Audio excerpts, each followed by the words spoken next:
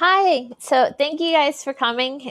Today is day two of our founders members launch. So I wanted to give you guys a little backstory of how this the farm started, where we got the inspiration from, and where we plan on going. So I how I started the farm. Um, I I kind of got some inspiration from several other places, but this was really before flower farms were mainstream. Now you see them all over the Instagram, but before they became mainstream, I had this inkling in me to start this. So I'm gonna go ahead and share my screen.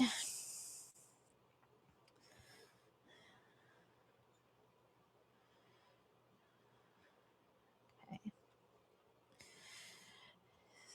So, um, before I started Blooming Meadows Farm, I was an interior designer, commercial interior designer. I've designed hotels and or interiors in Virginia Beach, and then I moved up to where we are now, which is Williamsport. And I wasn't an interior designer at my old job. I was an estimator for a casework company. So I was working with architects um, in hospital settings. Pretty much all the major hospitals around here, Geisinger. If you see cabinets in there, my company's one that made them, and I was estimator with the architects. And so we worked very closely together. And while I was there, I was really missing my creativity. And so I was, because I wasn't the one designing the cabinets. I was the one that was taking the architect's drawings, and I would just um, tell him I would tell him what's wrong and how much everything cost. So my brain would just start going, and it would just wander, and I would just kept thinking about my past. So before we moved to Williamsport, my husband and I were both in the military. We were in the Navy. We met in a little town or a little place called Diego Garcia, which is this really small island in the South Pacific or South Indian Ocean. If you go to India and go directly south to the equator, that's where we were. The island was only like 9 miles long from tip to tip in a horseshoe shape, and it was flat. They actually had to build it up 7 feet, I believe, to just be able to put a pool in. And it was so narrow that like you could walk from one side to the other side within like 5-10 minutes max. Uh, it's military only, except for some people that live there permanently from the Philippines as like helpers. But that is where we met. We met on this like tiny British island in the Pacific or in the Indian Ocean, and we were actually there when the tsunamis hit. The only reason that we survived is because it was a coral island and coral went out for miles, and that actually broke up the tsunami waves, and so we were safe because of that. But if not, because it was so small, we would have been completely wiped off the map. But we weren't, and here we are. And so then we moved to Washington State. I lived in a couple different other places like San Diego, but Washington State's kind of where the spot where the flower farm design started, because we lived in a place called Oak Island, Washington, and near there was the country's largest tulip festival. There's a lot of Dutch influences there, and a lot of the architectural is Dutch, and um, so people come miles and miles and miles in thousands every year to come up and see just acres and acres of tulips. So I've always thought that was just magical. And we left there, and then we moved to Guam. Love Guam. If you ever want to go somewhere that is great, highly recommend it. It's very similar to Hawaii. And then in the middle of us living in Guam, we came back to the States to visit.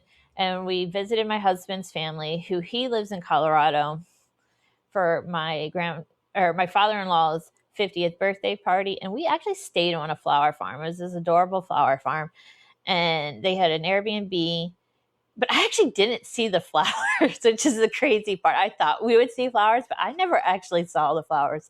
But it was a super cute Airbnb, and they had like this amazing, like, natural swimming pool, and the people were lovely. And I just couldn't get it out of my brain about how great that was. We moved to Virginia Beach from Guam, and we stayed there for a little bit, and then we moved to where we are now in Pennsylvania.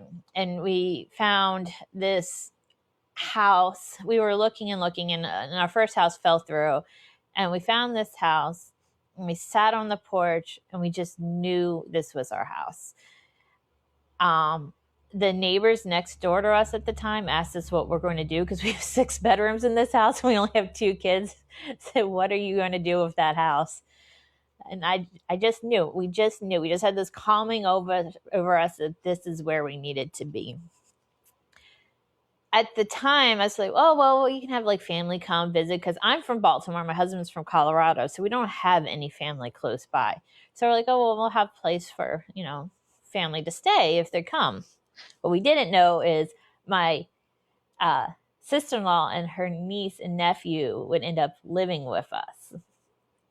We ended up having the exact amount of bedrooms that we needed for everyone to have their own bedroom, except for my husband and I.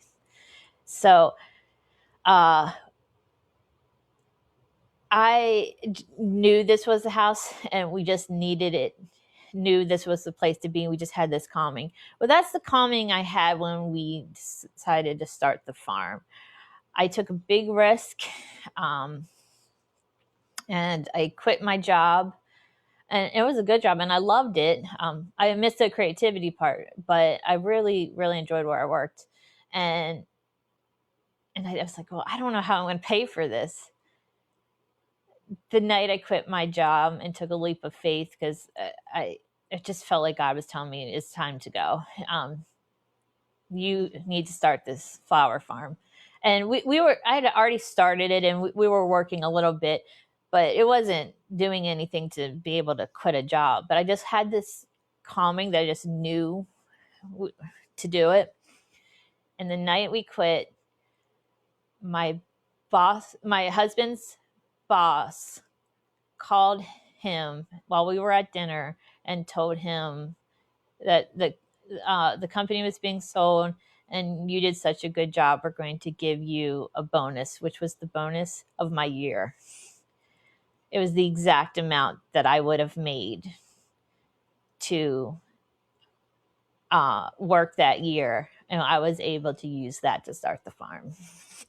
So when you don't expect where things are going to come from, God provides. That was shock of a lifetime when we got that phone call, and it was just so wonderful and so appreciative that somebody cared so much about my husband and thought he did such a good job to give him that bonus.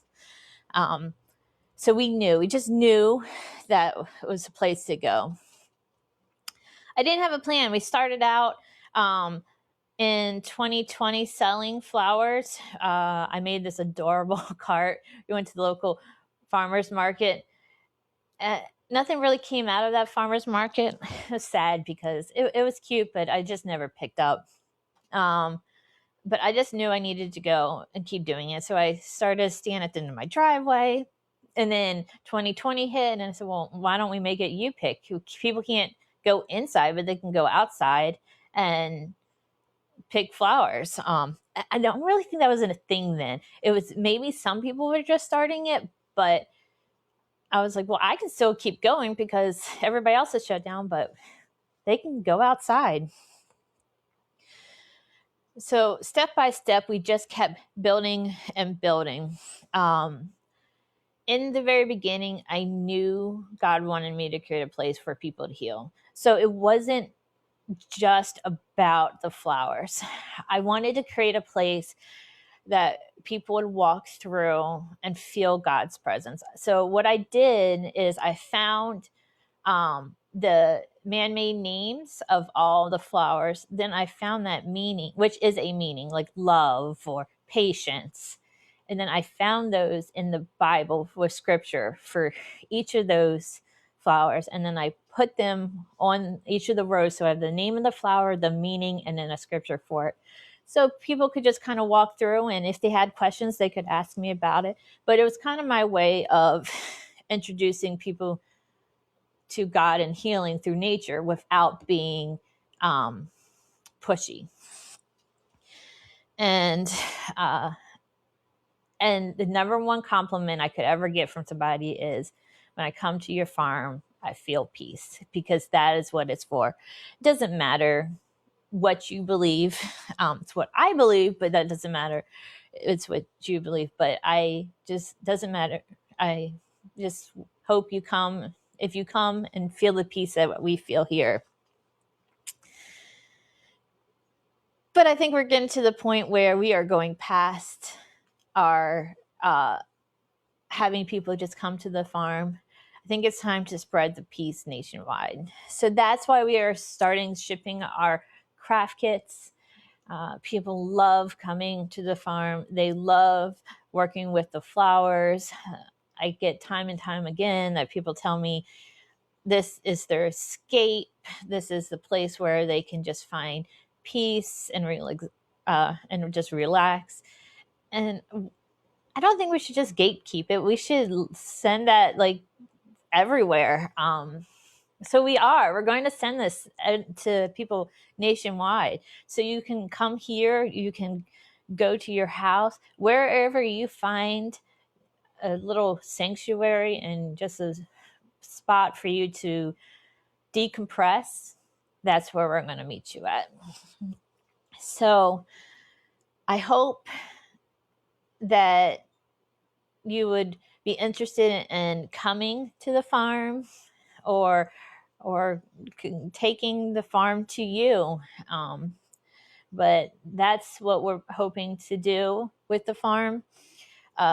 A big part of the reason why we are switching back or switching to the shipping is because we had the big fire last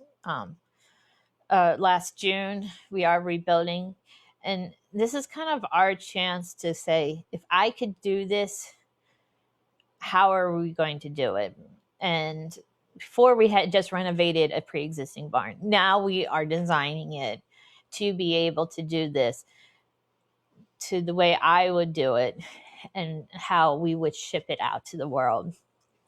So I hope you will like it. If you just want to try out a class or try out a craft kit and see what you like, you're more than welcome to do that. If you're like full on board and want to become a founding member, remember the founding members can be launched into Monday. I'm giving everybody until Monday to be able to sign up for the discounted rate. You'll still be able to sign up until we reach a certain number of people on the membership, and then we'll cut it off just to ensure that we can make everybody gets a good experience. We don't want to overwhelm ourselves. And then once we get everything running smoothly, then we'll open it back up again. But the founder price, the very highly discounted price, will be only until Monday. So make sure Monday at midnight you sign up for that, and you can be with us and go on this journey of regrowth and building and bringing a little bit of comfort and relaxation to people all over the country. Thank you.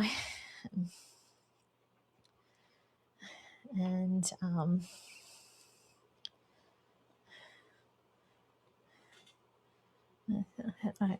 thanks, everybody. Tomorrow we'll be able to learn a little bit more about the barn and the how we are going to be doing things behind the scenes. So have a good day.